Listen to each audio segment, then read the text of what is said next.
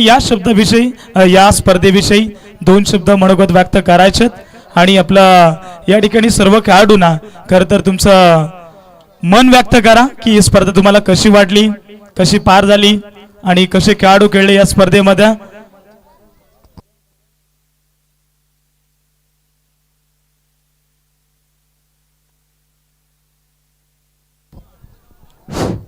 नमस्कार।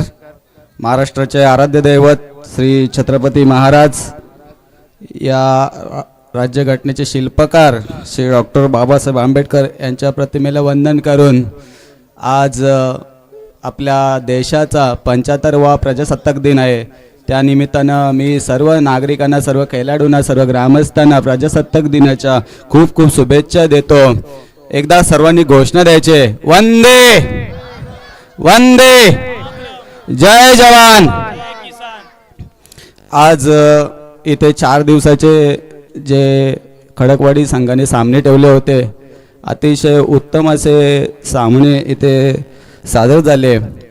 या ग्राउंडवर आल्यानंतर खरोखरच एक आनंद होतो की बक्षीस किती मोठं आहे, त्यापेक्षाही या सामन्याचं आयोजन कसं आहे ते इथं आल्यानंतर मनाला एकदम भारावून टाकतं। या सामन्यामध्ये पाहिलं तर खडकवाडी आरोशी संघ हा आयोजनाच्या बाबतीमध्ये एकदमच पुढे असतो नेहमी। या सामन्याचं आयोजन करताना फक्त क्रिकेटचे खेळाडूच नाहीत तर येथील सर्व ग्रामस्थ, आबालवृद्ध, लहान मुलं सर्व सहभागी होतात।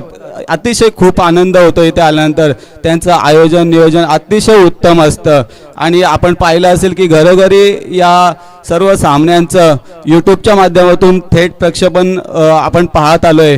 अतिशय नियोजनबद्ध असे हे सामने इथे 4 दिवसाचे झाले। 4 दिवसाच्या सामन्यामध्ये अतिशय म्हणजे कुठल्याही प्रकारची दुखापत नाही आणि कोणत्याही प्रकारचा वाद नाही, असे अगदी गुण्या गोविंदाने इथे सामने खेळवले गेले।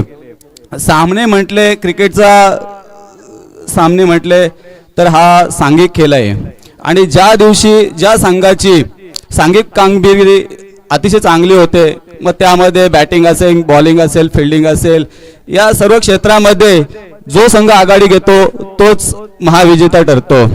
तर यामध्ये कोण हरतो कोण जिंकतो यापेक्षाही खेळाचा विजय झाला पाहिजे आणि खरोखरच या ठिकाणी आज खेळाचा विजय झालेला आहे। मी अंतिम सामना अगदी जवळून पाहिला। 12 बॉल 13 चेंडू, अतिशय चुरशीची अशी लढत झाली। दोन्ही संघ बलाढ्य, जो पहिला प्रथम क्रमांक मिळाला कुराडपाडा आणि दुसऱ्या क्रमांकावर आहे शील ठाकूरवाडी।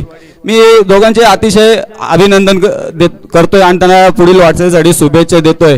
म्हणजे अतिशय कमी रन्स असून सुद्धा शील ठाकूरवाडी संघाने अतिशय चांगल्या पद्धतीने त्यांना टप दिली आणि कुराडपाडा संघाने अतिशय चांगल्या प्रकारे हा सामना जिंकला। मी दोन्ही संघांचे मनापासून अभिनंदन करतो, स्वागत करतो आणि जे बाकीचे 3ऱ्या नंबरचे, 4थ्या नंबर आणि 5वा नंबर ज्या खेळाडूंनी, ज्या स्पर्धकांनी, ज्या संघांनी मिळवला त्या सर्व टीमचे मी अभिनंदन करतो। सर्व खेळाडूंना पुन्हा एकदा मनापासून शुभेच्छा देतो आणि इथे थांबतो। धन्यवाद।